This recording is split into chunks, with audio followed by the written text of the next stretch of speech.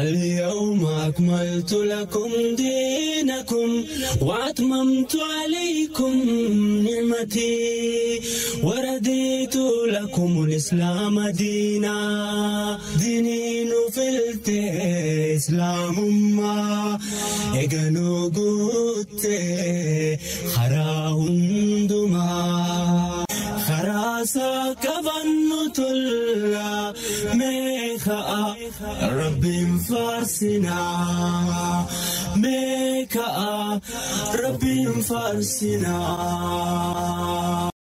بسم الله الرحمن الرحيم.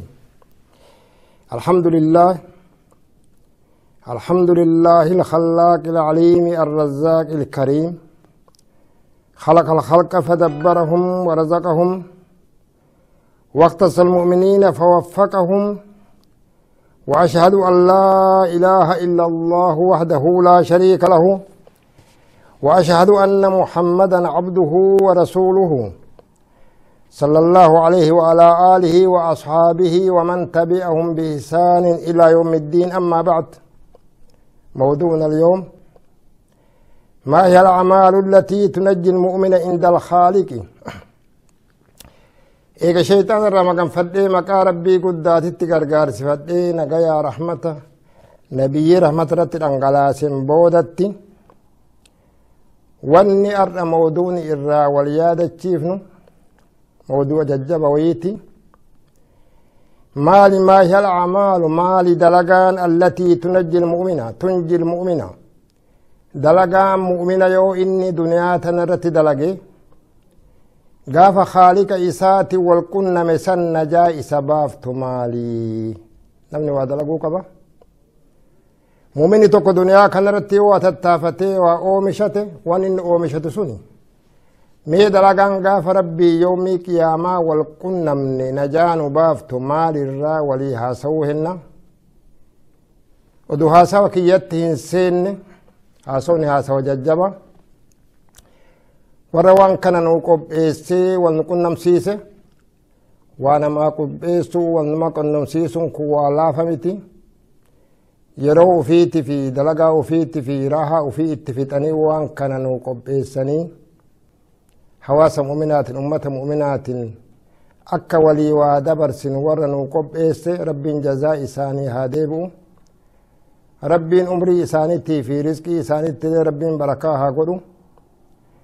akkuma san warra waan taru kana dhageeffatee waan kanarraa fayyadamee walitti geessee ufiifuu itti dalagee bakkan dhaqqabiniin dhaqqabillee rabbiin jazaa isaanii rabbiin jannataan haa deebi'u. rabbiin jiruu isaaniitii fi waan qabanitti rabbiin barakaa haa godhu. eega hagana jedheen booda maali mawduuni dalagaan najaa rabbiin biratti nama baaftu maalirraa walii haasofnaa mawduuni jajjaba. maali fi wanni waan kanarraa walii haasofnuu liannanaa umirnaa bil'amali saalih rabbiin nu ammare dalagaa gaarii dalagatti rabbiin nu ammare wa khuliqnaa lahu wanni uumamneefillee haa waa dalaynuufi dalagaa maraa mitii dalagaa gaarii. qur'aanni kanarratti nu leenjisee inna alladhiina aamanuu wa camilu saalihaati rabbiin takkaa iimaana dubbatee dalagaa gaarii biraan hambifne iimaana bichaa miti. namni eega amanee soomee salaatee ibaadaa godhe arkaana iimaanatii fi islaamummaa eega itti dalageen boodatti waan gaarii dalaguu qaba. duuba arra wanni irraa haasofnu dalagaan gaariin suni maali? dalagaa yoonu isii dalayne rabbi biratti najaa baanu sun maali? waa